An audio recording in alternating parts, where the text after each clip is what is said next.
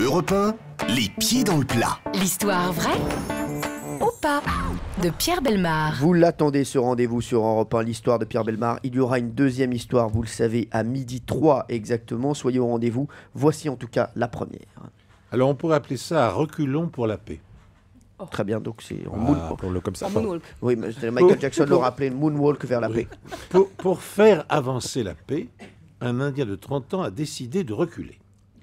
En février 2004, Harpreet Devi, un chauffeur de taxi du Pendjab, a en effet décidé de se rendre au Pakistan dans sa Fiat en marche arrière. Ma philosophie, c'est qu'on peut améliorer les choses en passant la marche arrière, a déclaré Harpreet à la presse. En parcourant ces kilomètres à reculons, le conducteur souhaite promouvoir une idée qui lui tient à cœur, que l'Inde et le Pakistan reviennent à la situation d'avant l'indépendance. Et oui, pourquoi ? Ce trajet marque l'aboutissement d'années d'entraînement, d'abord sans passagers, puis avec des clients à bord. En 2003, Harpreet avait fini par obtenir du gouvernement du Pendjab le droit de circuler en marche arrière. Et il en avait fait bon usage, puisqu'il ne repassa plus à partir de ce moment-là la marche avant. Prudent, l'homme avait quand même équipé son véhicule d'une sirène d'ambulance afin de prévenir les automobilistes croisés sur son chemin. Il avait également déplacé les phares de l'avant à l'arrière du véhicule et modifié la boîte de vitesse. Ainsi, il pouvait conduire en étant à cheval sur l'arbre du volant.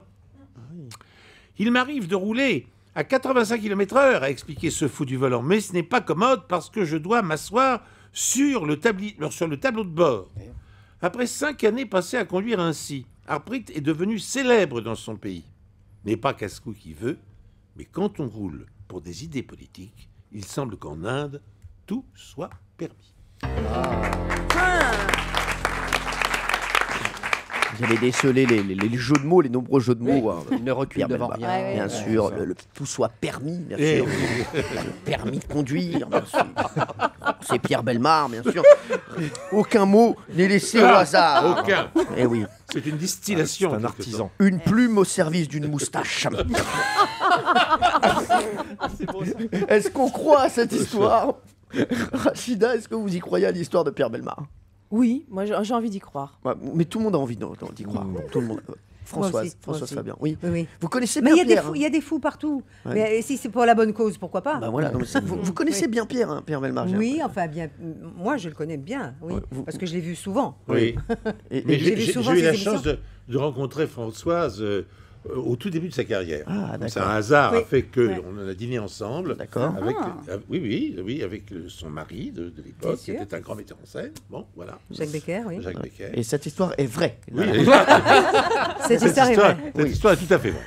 Jean-Luc Lemoine. Non, je n'y crois pas. Je n'y crois pas. Je pense qu'il a bien fait des marches arrière, mais c'était juste pour faire baisser son kilométrage pour vendre sa voiture en occasion. Oui, c'est ça. Mais je crois pas que c'était pour la paix. Merci, vous allez très très loin, vous. hein.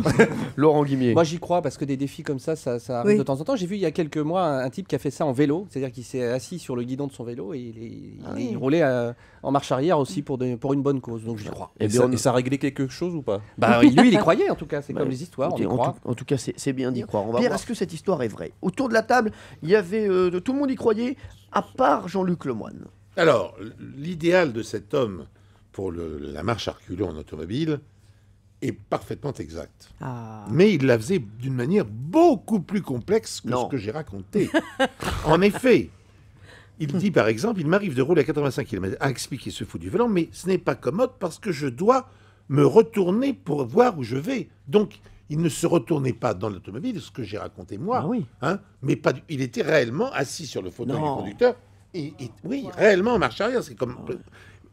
D'autre part, à force de regarder en arrière, il a admis qu'il souffrait de douleurs au dos sûr, m'étonne. et au cou. Ah, bien C'est sûr. assez logique. Faut qu'il prenne de l'oscillococylum. Mais donc, il a été beaucoup plus loin que je ne l'ai raconté. On ne peut pas être sérieux. Oui, Non, c'est mais il est terrible. épuisant, Cyril Hanouna. Qu'est-ce que vous voulez que je Ah, vous dise aujourd'hui peut pas surtout, il est être- très il est épuisant. Non, mais c'est vrai. Non, mais attendez, il va avoir des douleurs. Bah oui, bien sûr, Épouvantable, oui, épouvantable. Bon. Mais c'est donc un homme convaincu de sa mission, en quelque sorte, bon, qui a été beaucoup plus loin que ce que j'ai raconté. Est-ce que Et ça donc, va c'est vous donner des c'est encore- résultats? C'est encore plus beau. Est-ce que Bah, les gens l'ont suivi? Bah, Est-ce écoutez, que- pour l'instant, le Pakistan n'est toujours Mais pas oui, associé voilà. avec l'Inde. Bon. Voilà. Bon, écoutez, Hélas, on hélas. va Oui. suivre en tout cas cette histoire de très près. Voilà. En marche arrière. Pardon. Vous allez sortir, Guillemets, je vous le dis tout de suite. Merci Pierre Bellemare.